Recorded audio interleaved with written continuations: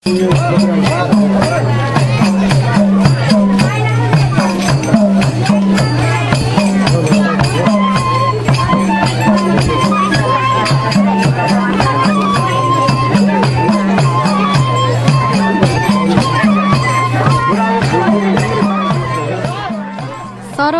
अर्थात् घोडा नाच। यो नाच पनि जात्राको महत्त्वपूर्ण आकर्षण हो। यस नाचमा सामन्ती प्रथाको चित्रण गरेको पाइन्छ। घोडामा चढेको नर्तक सामन्ती प्रतीकका रूपमा निकाली कालो चस्मा, कोट, मयूरको प्वाख र मुकुट लगाई नाच्ने गर्दछ। दायाँ बायाँ अन्य युवाहरूलाई चाहिँ खुडा र तरवार लिई घोडालाई गिज्याउने गर्दछन्।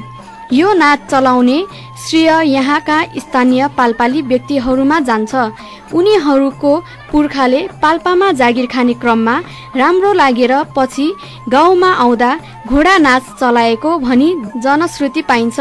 यसै गरी छोरी बिहा गरेर ल्याउँदा छोरीलाई पाल्पाबाट दाइजो स्वरूप यो नाच दिएको भने कथन पाइन्छ।